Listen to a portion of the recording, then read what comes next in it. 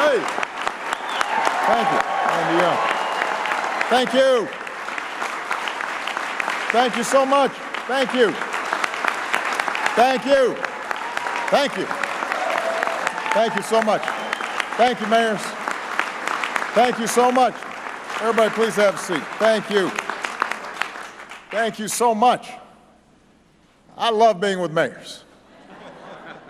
It is great to be here, although I did worry a little bit that Dennis Johnson would introduce me again. At the White House, he had the old Bulls theme song, and it set a very high bar, as if I was Michael Jordan coming out. And he is a great friend, and very much appreciate him, as I do so many of the mayors here. I saw a lot of you in Washington in January. I thought I had such a good time. Let's meet this summer as well. And this time I thought I'd come to you. I want to thank our host, San Francisco Mayor Ed Lee.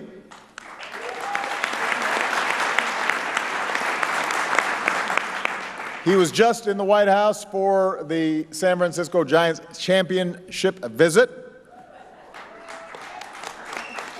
I know how excited the Bay Area is over the Golden State Warriors championship. I want to thank two outstanding public servants, Governor Jerry Brown and Leader Nancy Pelosi, who are here with us today. And I want to thank this year's leaders of the Conference of Mayors, Kevin Johnson, Baltimore Mayor Stephanie Rawlings Blake, and Oklahoma City Mayor Mick Cornett.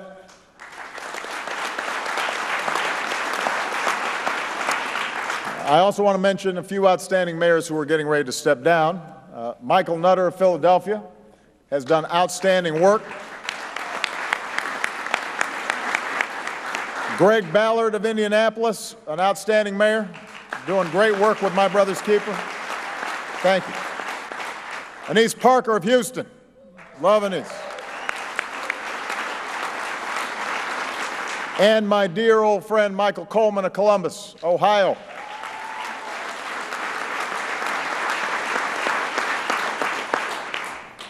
And finally, a great mayor, one of my favorite people, and I know one of the people all of you admire so much, a great mayor, Joe Riley of Charleston.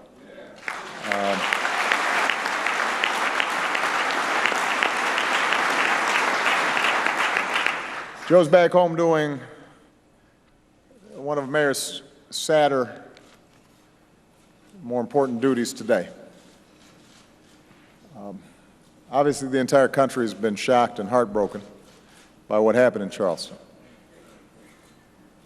The nature of this attack in a place of worship where congregants invite in a stranger to worship with them, only to be gunned down, adds to the pain.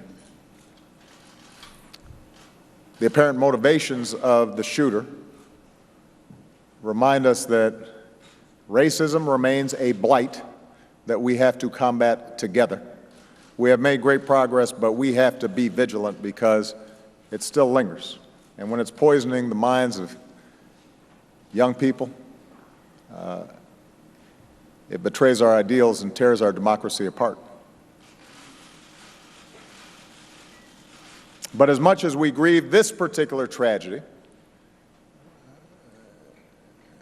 I think it's important, as I mentioned at the White House, to step back and recognize these tragedies have become far too commonplace.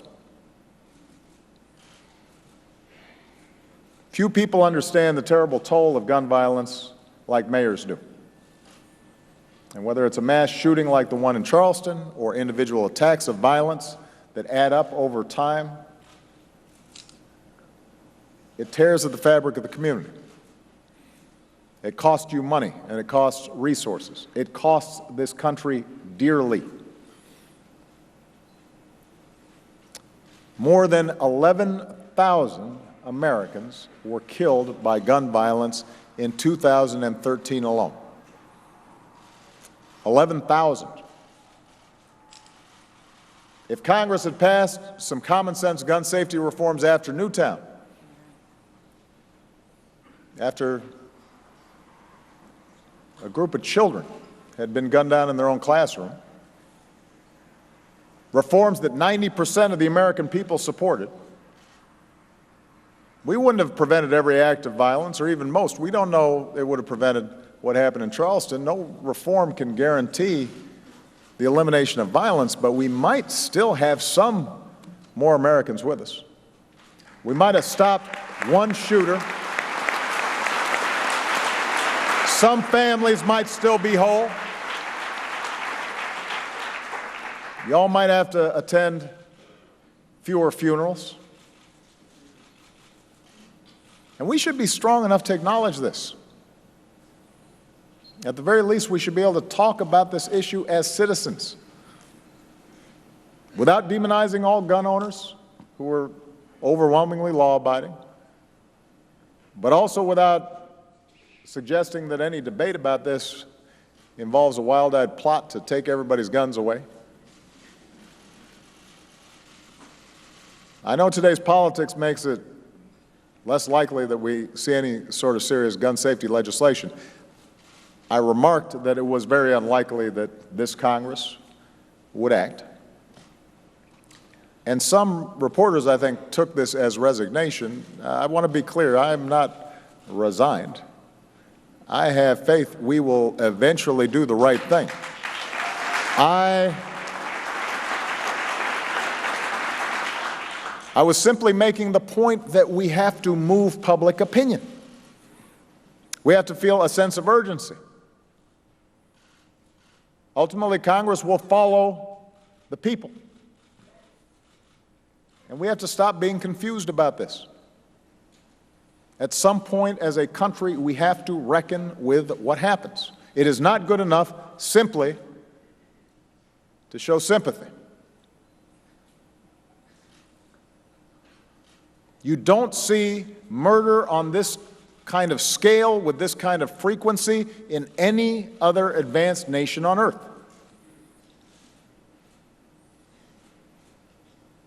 Every country has violent, hateful, or mentally unstable people.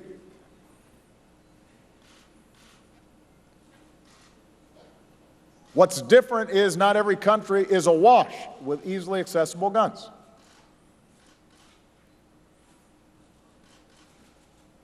And so I refuse to act as if this is the new normal, or to pretend that it's simply sufficient to grieve and that any mention of us doing something to stop it is somehow politicizing the problem.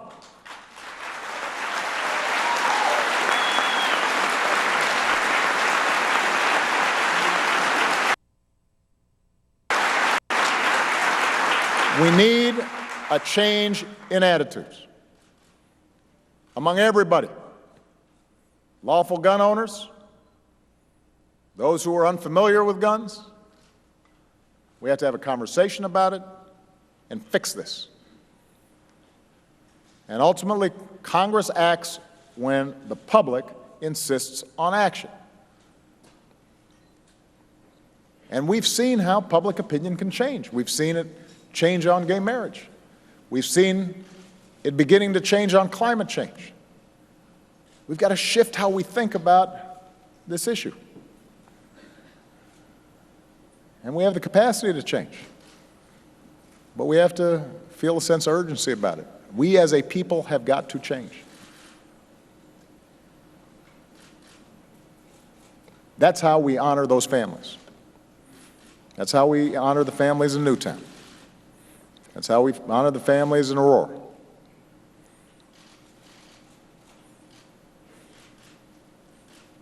Now, the first time I spoke at this conference in 2008, I said that America shouldn't be succeeding despite Washington. They should be succeeding with some help from Washington. And as president, I've made it a priority to partner with mayors like you. That's why I've named 3 former mayors to my cabinet. That's why I asked a former president of this conference, Jerry Abramson, to be one of my top advisors.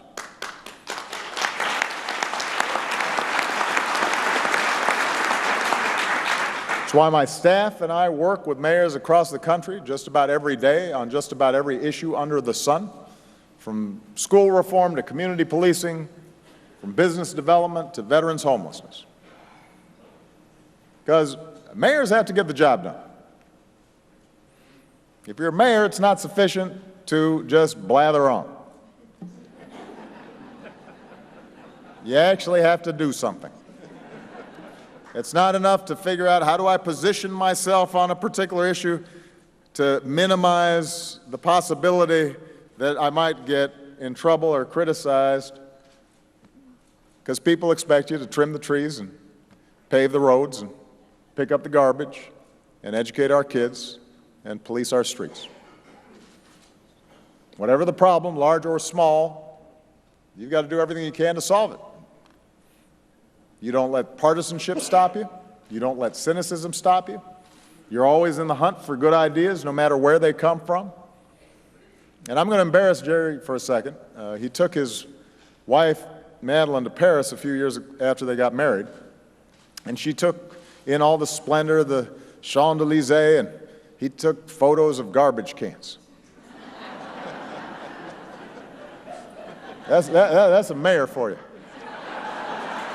So she teased him about it. She said, there's the Eiffel Tower, there's the Seine. And he said, those are some beautiful garbage cans.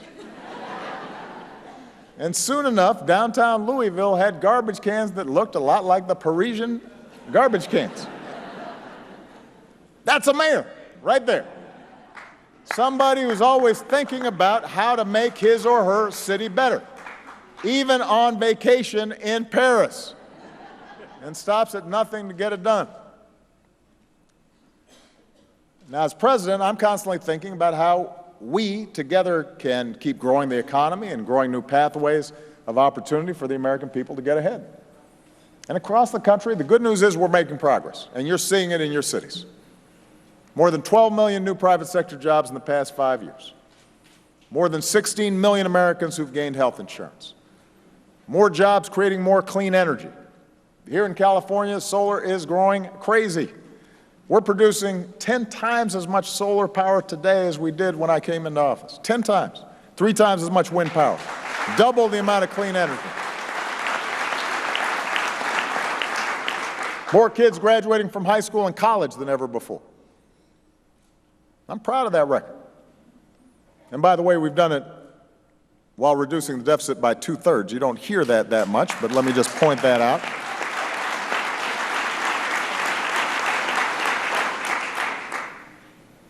And I'm proud of it, particularly when it's so hard to get anything through Congress, even when we're talking about issues that most Americans outside of Washington agree on. But that's also why we've partnered with many of you over the past couple of years to make real progress on the economic priorities that matter to middle-class Americans. We're working with many of you to help working families make ends meet and feel more secure in a changing economy. So far, 19 cities have enacted paid sick days. 5 states enacted paid sick days or paid family leave. Oregon is set to join them soon. 17 states have raised their minimum wage. 27 cities and counties have taken action to raise the wage as well. We're working with many of you to help working families earn higher wages down the road with skills and education they need. Seattle, a city with a Democratic mayor, Ed Murray, just passed universal pre-K. Indianapolis, a city with a Republican mayor, Greg Ballard, is starting citywide preschool scholarships. 34 states have increased funding for preschool as well, which means even more young people getting the early enrichment that can pay off over a lifetime. 3 months ago, I launched an initiative called Tech Hire to help train workers for the high-skill, high-wage jobs of tomorrow. 21 communities have signed up for Tech Hire so far, and we're looking to double that number.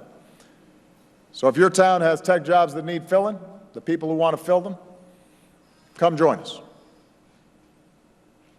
We're working with many of you to generate more high-wage jobs for our workers to fill. 11 cities have joined a new initiative called Startup in a Day to help entrepreneurs apply for all the licenses and permits they need to start a business in just 1 day. cut the red tape. We're working with cities to create a network of high-tech manufacturing hubs to keep America at the forefront of innovation. The first hub in Youngstown, Ohio, is doing cutting-edge research in 3D printing and has already attracted tens of millions of dollars in investment to the region. So we're creating jobs, we're training folks for jobs. We're also working with many of you to make our streets safer and our communities stronger. More than 230 local and tribal leaders have joined the My Brother's Keeper initiative and are taking meaningful steps to change the odds for young people in tough circumstances. Together, you're working to curb juvenile arrests, reduce absenteeism, and you're helping these kids imagine a bigger future for themselves. Today, at the Lawrence Livermore National Lab just down the road, more than 100 students from Oakland and San Francisco are participating in the first MBK Day at the lab, where they can learn about STEM careers. And meanwhile, from police holding impromptu town hall meetings in barbershops in Charlotte, to Boston Police Academy, improving how it trains cops to deal with young people on the job, cities like yours are striving to rebuild trust between law enforcement and communities, making sure police have the resources they need to do their job, and making sure that every police officer who has an incredibly tough job is trained in making the kinds of connections with community that engender trust and ensure that everybody is treated equally under the law, which makes for smart law enforcement and vindicates our values. So these are just a few of the examples of the work that's being done. And I'd name every single way that we're working together to open up new doors of opportunity for the American people, but we'd be here all day. So here is the bottom line. On America's most important economic priorities, from supporting working families to improving education to creating good new jobs, to getting people to those new jobs, to improving affordable housing, to dealing with homelessness, cities are not standing still. You are moving forward. So I want to say two things to you. Number one, thank you. Thank you for your leadership and your vision. And I particularly want to thank you because more than just about any other office in the land, those who occupy the office of mayor are approaching it in a practical way. Democrats aren't clinging to dogmas and are partnering with businesses anywhere they can, and Republicans aren't clinging to their dogmas. They're recognizing that government has a role to play in helping make for a vibrant city and expanding opportunity.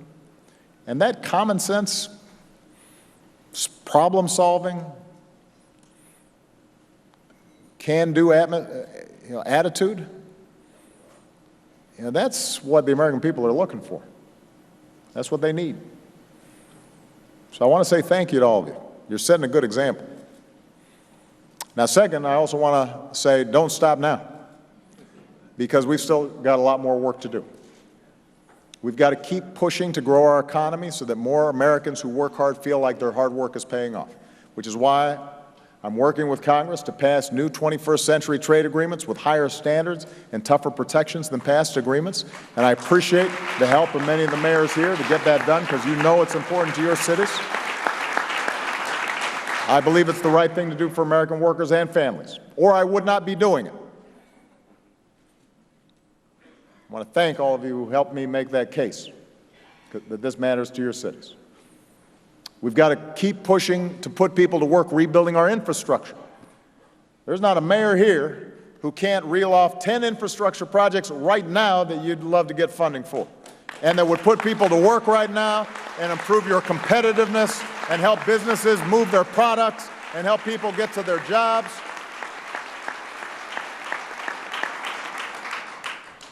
We can keep paying the cost of patching over our existing infrastructure. More expensive, less efficient, leading to higher commute times, more waste. That's an option. Or we can create tens of thousands of jobs right now building a 21st century infrastructure that makes us competitive well into the 21st century.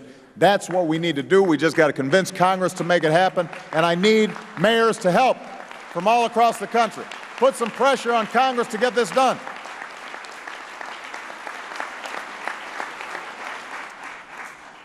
We've got to keep pushing to prepare for the impacts of climate change because it's science, it's fact, it's like gravity.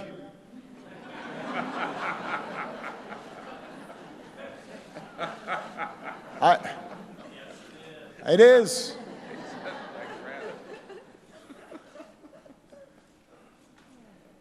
A lot of cities have gone far ahead on this issue, along with states. You're making a difference right now. You're not waiting for Congress. Mayor Roy Buell is here from Dubuque, Iowa. They've set a target to reduce their greenhouse gas emissions 50% from 2003 levels by the end of the next decade. Just met with Governor Jerry Brown. He's talking about how California, which so often has been a leader on environmental issues, is looking to partner and make a difference internationally. Today, my administration proposed new fuel standards for buses and tractor-trailers and other heavy-duty vehicles, another important step towards reducing harmful carbon pollution and protecting our planet. But, you know, a lot of this does come down to Congress. I know many of you are worried about Congress cutting programs that are important to your city's economic growth. But the battle we should be having with Congress isn't just about individual programs. It's about the foolish, self-destructive cuts that in Washington are known as the sequester. Because with the sequester, the whole pie is smaller. So protecting one program means cutting another one. That's why you're facing cuts that don't make any sense to things like Tiger grants, which you all know are so important to putting our people to work rebuilding our infrastructure. That's the reason why it's so hard for us to get the funding we need to get homeless assistance grants, which help some of our most vulnerable neighbors and get them off the streets. That's why it's been so difficult to fund the preschool development grants, which help educate our children, which we know if we make that investment will pay off for your cities, your states, and for our country. I've been clear, I will not sign bills at sequestration levels. I will not sign bills that seek to increase defense spending before addressing any of our needs here at home.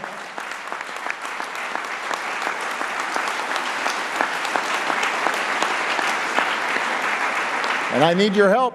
I need your help, mayors, to talk to your members of Congress to get rid of this sequester once and for all, because it is harming our cities and harming our country. There is no business, no successful business, that if it needed to reduce spending would simply lop off 10% everything or 15% everything. That's not how any of us would run our household budget. You'd cut out things you don't need, but you'd still keep the college fund going. You'd still pay your health insurance bill and your mortgage note. There are things we have to do as a country to stay ahead. Once again, mayors understand that if there's a conflict between ideology and reality, you should opt for reality. Don't.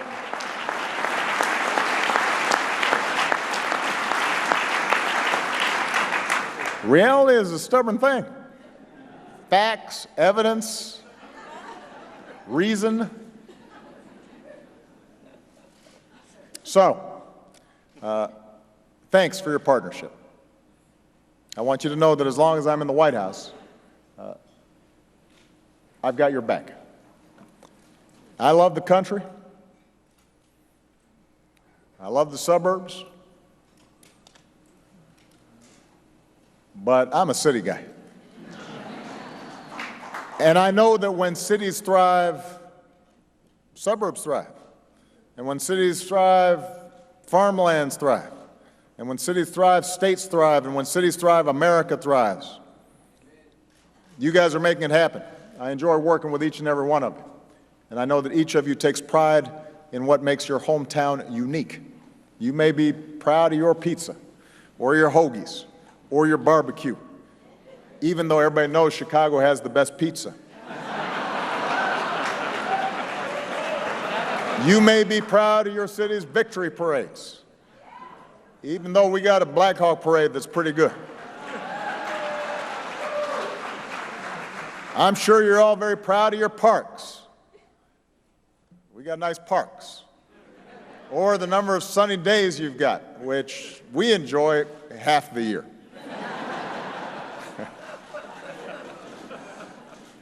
Chances are you've got a few superlatives ready in case somebody asks, what makes your city so special? That's what mayors do. You're boosters. Yet as unique as your cities are, as proud of as you should be of your cities, we always remind ourselves we're also Americans. And we all want in America to be a place where our zip code does not determine our destiny. Where every kid in whatever city, whatever hamlet, whatever town has an equal shot at life when they grow up. No matter who you are, where you come from, you can make it if you try. That's what America's about. That's what you're fighting for every day, and I'm going to fight right there alongside with you. Thank you, everybody. God bless you. God bless America.